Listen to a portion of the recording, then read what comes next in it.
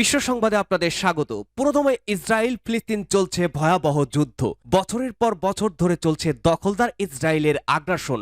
রক্ত ভেজা ভূখণ্ড গাজা থেকে জন্ম নিয়েছে এক প্রতিশোধ পরায়ণ সংগঠন হামাস। ইসরায়েলের বিরুদ্ধে রুদ্রমূর্তি ধারণ করেছে এই প্রতিরোধ যোদ্ধারা।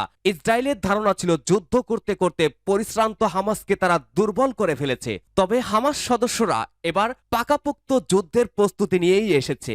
গত 7ই অক্টোবর হামাস ইসরায়েলের উপর অতর্কিত হামলা চালায়। নিহত হন হাজারের বেশি মানুষ।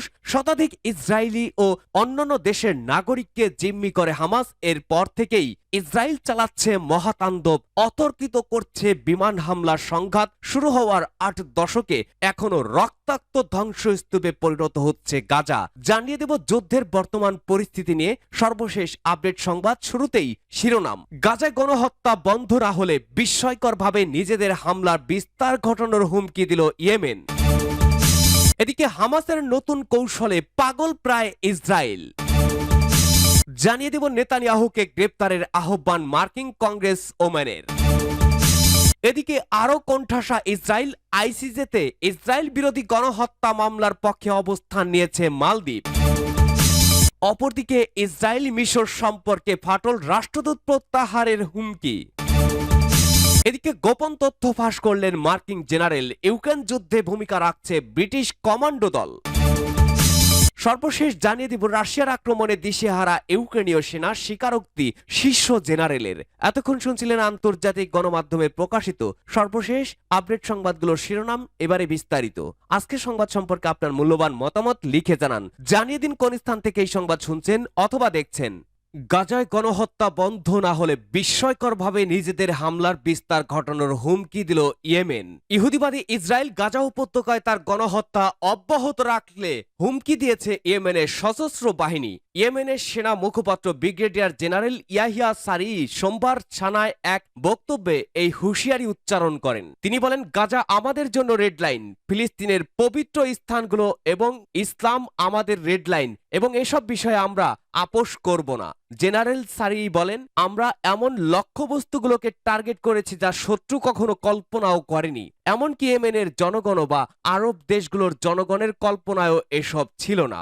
সারি সতর্ক করে দিয়ে আরো বলেন, যেসব কোম্পানি ইসরায়েলি বন্দরগুলোতে পণ্য পৌঁছে দেয় সেসব কোম্পানির বিরুদ্ধে ইয়েমেন নিষেধাজ্ঞা আরোপ করবে, এবং এক্ষেত্রে ওই কোম্পানিগুলো কোন দেশের তা লক্ষ্য করা হবে না। এরপর ওই সব কোম্পানি যে কোনো জাহাজ ইয়েমেনের হামলার আওতায় আসলেই সেগুলোতে হামলা চালানো হবে, এবং তখন আর সেগুলোর গন্তব্য লক্ষ্য করা হবে না। ইয়েমেনের সশস্ত্র বাহিনীর মুখপাত্র বলেন, ইহুদিবাদী যদি গাজায় গণহত্যা চালিয়ে যায় তাহলে আল্লাহর ইচ্ছায় শক্তিতে আমরা গাজাবাসীর সমর্থনে 5ম ও 6ষ্ঠ পর্যায়ের অভিযান শুরু করব। সূত্র পার্স টুডে।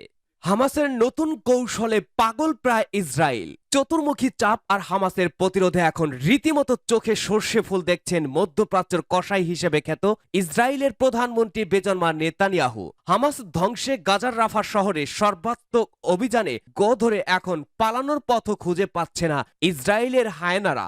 রাফা হতে যখন অভিযানের প্রস্তুতি নিচ্ছে ইসরায়েলের প্রতিরক্ষা বাহিনী আইডিএফ, ঠিক তখনই গাজার অন্য স্থানে মাটি ফুঁড়ে বের হচ্ছেন ফিলিস্তিনের স্বাধীনতাকামী হামাসের যোদ্ধারা। দুর্ধর্ষ গেরিলা কায়দায় আক্রমণ করে আবারও হাওয়া হয়ে যাচ্ছেন হামাসের এমন কৌশলে এখন দিশেহারা দখলদার বাহিনী।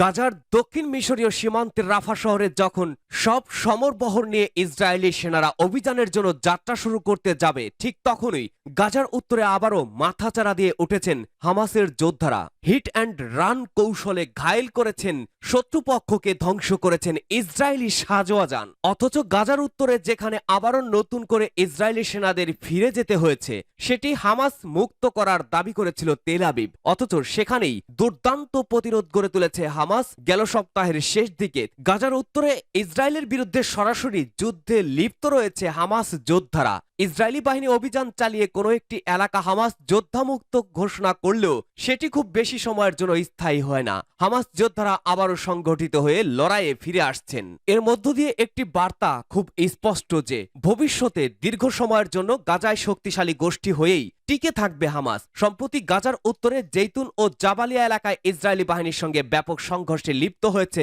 এতে দুই পক্ষেই ব্যাপক ক্ষতি মেনে নিতে হয়েছে। ইসরায়েল যেমন দাবি করেছে উল্লেখযোগ্য সংখ্যায় হামাস যোদ্ধাকে হত্যা করার, তেমনি ইসরায়েলি সেনা সদস্যদের হতাহতের খবরও শিরোনামে এসেছে। হামাসের পক্ষ থেকে রোববার বলা হয়েছে তাদের যোদ্ধারা জাবালিয়ার কাছে ইসরায়েলি সেনাদের সঙ্গে তুমুল লড়াই করেছে। এছাড়া জেইতুনে ইসরায়েলি বাহিনীকে লক্ষ্য করে মর্টার সেল নিক্ষেপ করেছেন যোদ্ধারা। এসব মর্টারের কার্যকারিতা দেখে রীতিমতো চোখ কপালে তুলেছেন ইসরায়েলি সমরকর্তারা।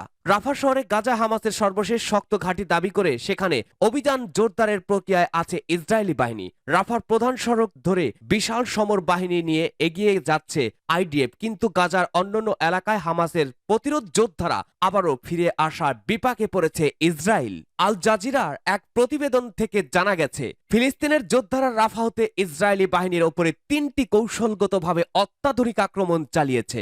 এ সময় থার্মোবারিক বোমা, রকেট চালিত গ্রেনেড এবং বহু পর্যায়ের আক্রমণে কর্মী বিরোধী রকেট ব্যবহার করেছে হামাসের যোদ্ধারা। এই আক্রমণগুলো আগে থেকে পরিকল্পনা করেছে হামাস। ইসরায়েলি আক্রমণ প্রতিহতে নতুন কৌশল হাতে রেখেছে এই গোষ্ঠীটির সামরিক শাখা কাসরাম ব্রিগেড। সমন্বিত যুদ্ধ ইউনিট নিয়ে ইসরায়েলি বাহিনীর বিরুদ্ধে আক্রমণে যাচ্ছে তারা। এই কৌশলে পূর্ব রাফাতে ইসরায়েলি সেনাদের উপরে 18টি হামলা চালায় হামাস। 1 দশকেরও বেশি সময় ধরে দাঁতে দাঁত চেপে তিক্ত এক স্বীকারোক্তি দিয়ে যেতে হয়েছে ইসরায়েলের সমর নেতাদের, আর তা হলো হামাস সঠিক সময়ের জন্য অপেক্ষা করতে জানে। সম্পূর্ণ প্রস্তুত হওয়ার আগ পর্যন্ত নিজেকে সম্বরণ করো, এই মূল মন্ত্রকে সামনে রেখেই এগিয়ে যাচ্ছে হামাস।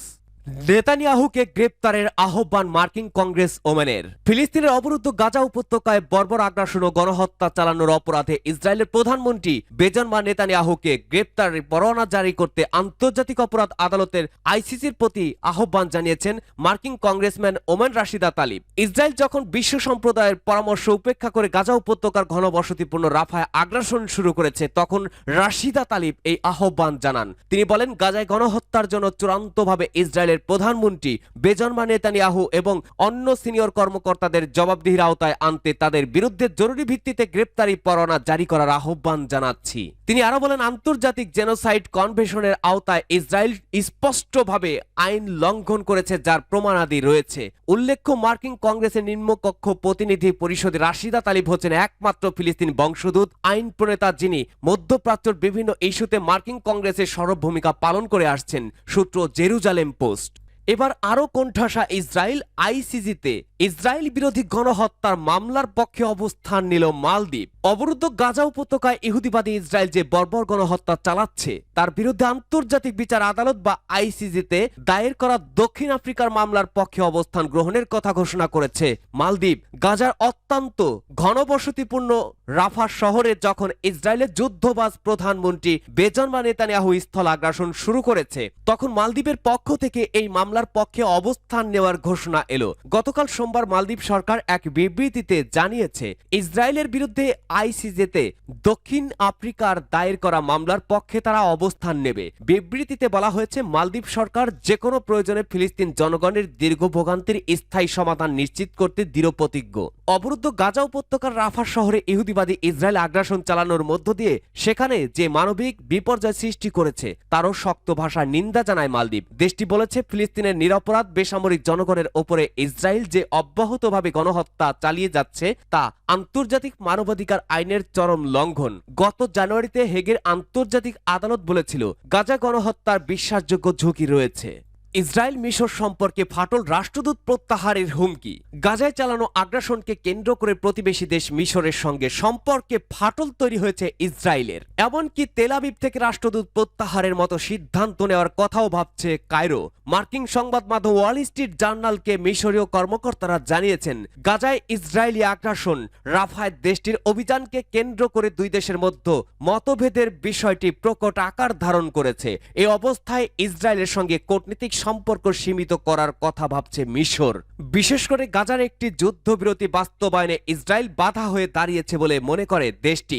মিশরের রাষ্ট্রীয় সংবাদ মাধ্যম আল কাহেরা নিউজ শনিবার এক প্রতিবেদনে জানিয়েছে, রাফাতে ইসরায়েলের অগ্রহণযোগ্য উত্তেজনা বৃদ্ধির কারণ ত্রাণ নিয়ে মিশর তাদের সঙ্গে কাজ করবে না। একটি সূত্র সংবাদ মাধ্যমটিকে জানিয়েছে, গাজায় মানবিক পরিস্থিতির বিপর্যয়ের জন্য শুধুমাত্র ইসরায়েলকেই দায়ী করে মিশর। ইসরায়েলের সঙ্গে কূটনৈতিক সম্পর্ক পুরোপুরি ছিন্ন না করে তা সীমিত করার কথা ভাবছে বলে জানিয়েছেন নাম প্রকাশে অনিচ্ছুক মিশরীয় কর্মকর্তারা। নাম প্রকাশে অনিচ্ছুক এক মিশরীয় কর্মকর্তা জানিয়েছেন, কায়রো ইসরায়েল থেকে রাষ্ট্রদূত প্রত্যাহারের বিষয়টিও বিবেচনা করে দেখছে। তিনি আরো বলেন, তবে যতক্ষণ পর্যন্ত ইসরায়েলি বাহিনীর রাফা ক্রসিংয়ে মিশর ও গাজার মধ্যকার সংযোগের পথ অবস্থান করবে, ততক্ষণ পর্যন্ত মিশর একটি ট্রাক ও ত্রাণবাহী ট্রাক রাফায় পাঠাবে না। তবে রাফায় ত্রাণের ট্রাক পাঠাতে না পারলে সেটির ফলাফল কি হবে সে বিষয়ে মন্তব্য করেনি ওই মিশরীয় কর্মকর্তা।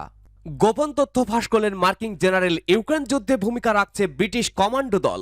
আমেরিকার একজন শীর্ষ পর্যায়ের সামরিক কর্মকর্তা গণমাধ্যমের কাছে অসাবধানতাবশত স্বীকার করেছেন যে ইউক্রেন যুদ্ধে গোপনে ব্রিটিশ কমান্ডোরা কাজ করছে। তবে মার্কিন ওই জেনারেলের মন্তব্য পরে গণমাধ্যম থেকেই সরিয়ে ফেলা হয়। মার্কিন স্পেশাল অপারেশনস কমান্ডের commander general Brian Fenton associate press বা এপিকে দেয়া সাক্ষাৎকারে এই তথ্য প্রকাশ করে দেন। এপির পক্ষ থেকে তার কাছে জানতে চাওয়া হয়, ইউক্রেন যুদ্ধে মার্কিন সেনারা কি শিক্ষা গ্রহণ করেছে। জেনারেল ফেন্টনের এই সাক্ষাৎকার রোববার প্রকাশ হয়। তিনি তাতে বলেন, ব্রিটিশ কমান্ডোদের দৃষ্টি দিয়ে আমরা শিক্ষা গ্রহণ করেছি, যারা সেখানে নতুন যুদ্ধ পদ্ধতি শিক্ষা দিচ্ছে। উদাহরণ হিসেবে মার্কিন জেনারেল ব্রিটিশ কমান্ডোদের ড্রোন পরিচালনা এবং কৃষ্ণ সাগরে জাহাজ পরিচালনার কথা উল্লেখ করে। পরে এপির ওই সাক্ষাৎকার থেকে এই সমস্ত অংশ সরিয়ে ফেলা হয়েছে, যার ভেতরে ব্রিটিশ সামরিক বাহিনীর কোনো ভূমিকার কথা উল্লেখ নেই। বহুদিন আগে থেকেই রাশিয়ার সামরিক বাহিনী বলে আসছে, ব্রিটিশ সেনা সদস্যরা ইউক্রেন যুদ্ধে গুরুত্বপূর্ণ ভূমিকা পালন করছে। 2022 সালের অক্টোবর মাসে কৃষ্ণ সাগরের রুশ নৌবহরের যেই ভয়াবহ ড্রোন হামলা হয়েছিল তার পরিকল্পনা ও বাস্তবায়ন করেছিল ব্রিটিশ বাহিনীর সদস্যরা। রাশিয়ার আক্রমণে দিশেহারা ইউক্রেনীয় সেনা, স্বীকারোক্তি শীর্ষ জেনারেলের। ইউক্রেনের সেনাবাহিনী দেশটির উত্তর পূর্বে একটি গুরুতর পরিস্থিতির মোকাবেলা করছে। সৈন্য সংকটের মুখোমুখি হচ্ছে কারণ তারা বেশ কয়েকদিন ধরে অগ্রসর হওয়া একটি রাশিয়ান আক্রমণ প্রতিহত করার চেষ্টা করছে। এক শীর্ষ ইউক্রেনীয় জেনারেল সোমবার বলেছেন, কিয়েভের পরে ইউক্রেনের দ্বিতীয় বৃহত্তম শহর খার্কিভের কাছে আক্রমণের একটি নতুন লাইন খোলার জন্য রাশিয়ার সৈন্যরা গত সপ্তাহে সীমান্ত অতিক্রম করে অন্তত 9টি বসতি এবং গ্রাম দখল করে নেয় এবং হাজার হাজার বেসামরিক মানুষকে পালিয়ে যেতে বাধ্য করে। ইউক্রেনের সামরিক গোয়েন্দা সংস্থার প্রধান জেনারেল কিরিলো বোদানভ খার্কিভের একটি বাংকার থেকে একটি ভিডিও কলে বলেছেন, পরিস্থিতি শেষ প্রান্তে রয়েছে। প্রতি ঘন্টায় এই পরিস্থিতি আরো খারাপের দিকে চলে যাচ্ছে। তার অন্ধকার মূল্যায়ন সাম্প্রতিক দিনগুলিতে অন্যান্য ইউক্রেনীয় অফিসারদের প্রতিধ্বনি করেছে যে দেশের সামরিক সম্ভাবনা ম্লান হয়ে যাচ্ছে। সংখ্যার চেয়ে বেশি হওয়া ছাড়াও ইউক্রেনীয়রা অস্ত্র, বিশেষ করে আর্টিলারি, গোলাবারুদ সংকটের সম্মুখীন হচ্ছে। যদিও কয়েক মাস কংগ্রেসের অচল অবস্থার পরে 3 সপ্তাহ আগে অনুমোদিত মার্কিন যুক্তরাষ্ট্র থেকে $60 বিলিয়ন বেশি মূল্যের অস্ত্র সমবেত সবেমাত্র পৌঁছাতে শুরু করেছে।